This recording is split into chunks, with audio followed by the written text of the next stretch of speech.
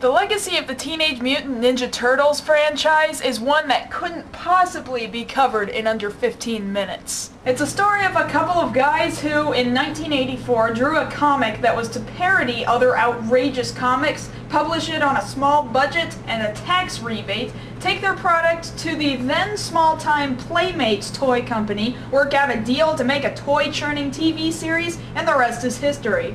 While the comics was the inception, the animated TV series is really what launched the Turtles into the spotlight and started making Playmates toys and Mirage Studios that much richer. The live-action movies and TV series later on simply continued to pour lighter fluid on the fire. And with the most recent animated series marking the return of the Turtles, with new CG movies and games launching off TMNT's broadcast, it only goes to prove that there's some strange kind of lasting power about these heroes in their half-shell.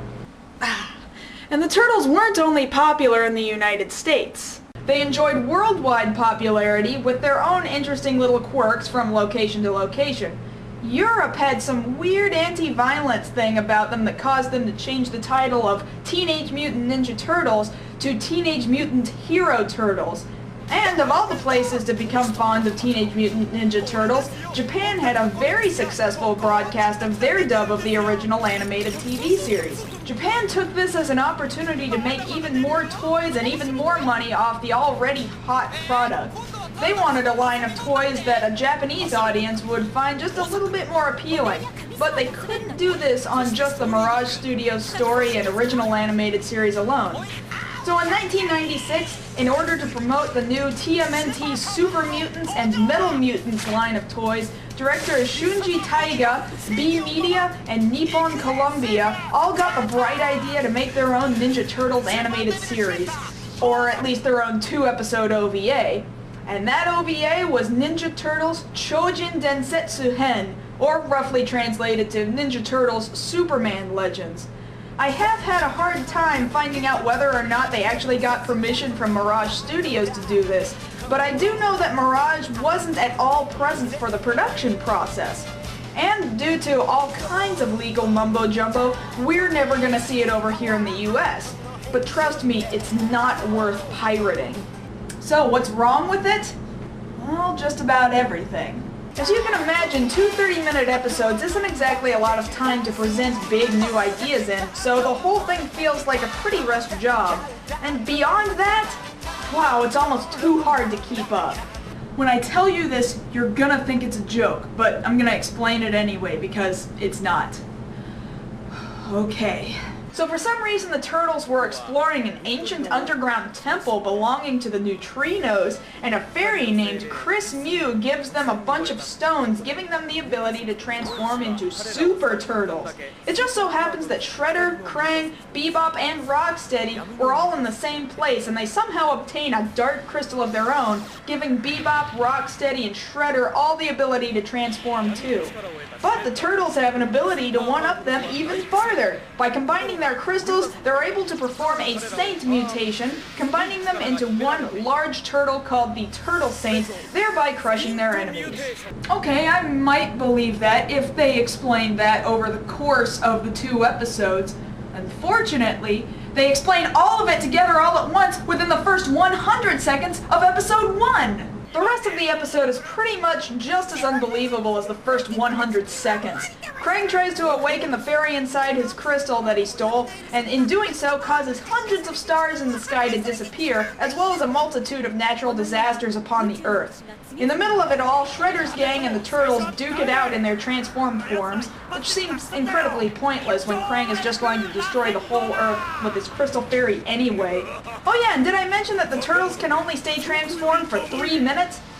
Yeah, over half of the episode they stay transformed, never once fearing the threat of regressing back to their old selves.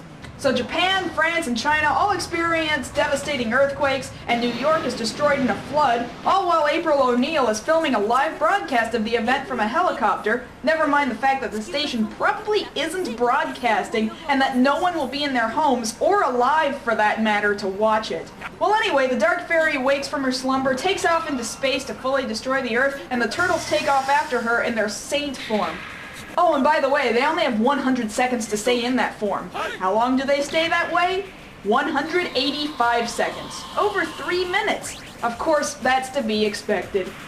Well, at the last possible minute, they figure out how to work together and attack the Dark Fairy while the Light Fairy keeps her steady, imprisoning the both of them.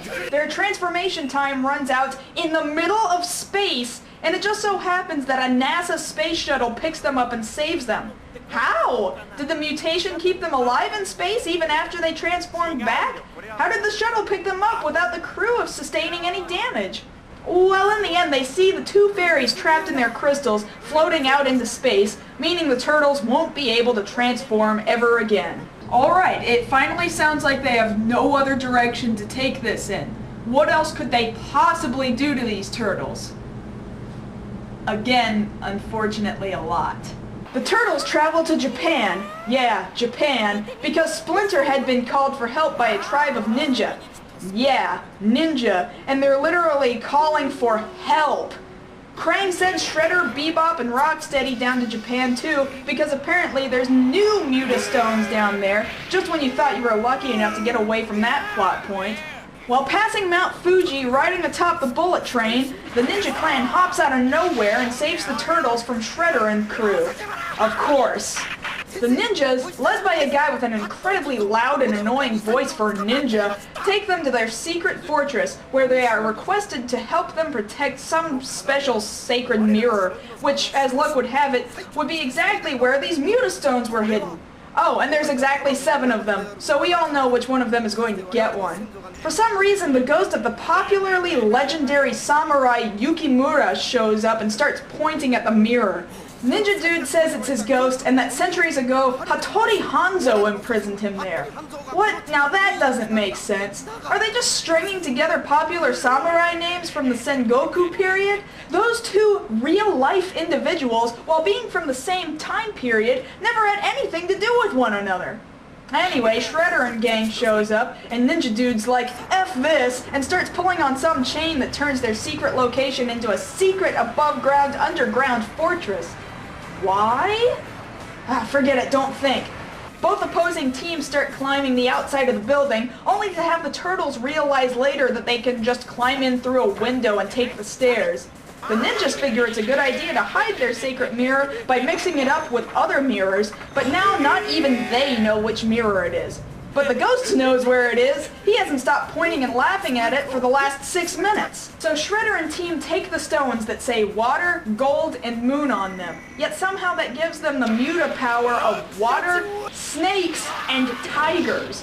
Of course.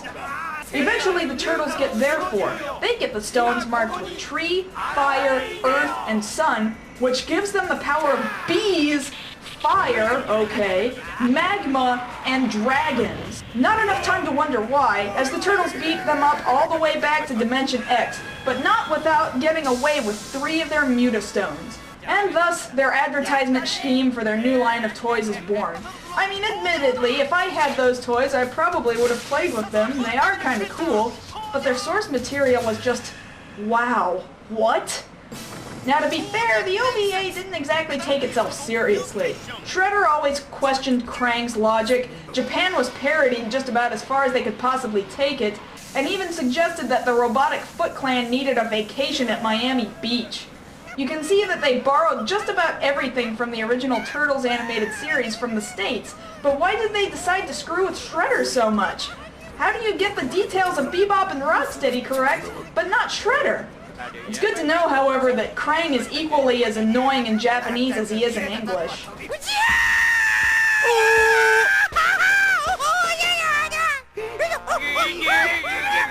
So as you can see, it's far more fair to call this an adaptation rather than a translation, and also to be fair, while the Power Rangers video was titled as a translation, it really would have been more appropriate for it to have been called an adaptation as well.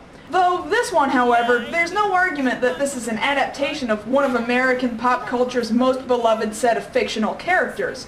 In personal opinion, this is molestation of the source material to the max, but I can see where one might find parts of it incredibly amusing. So while I don't usually support piracy, I say dig this up at your own risk.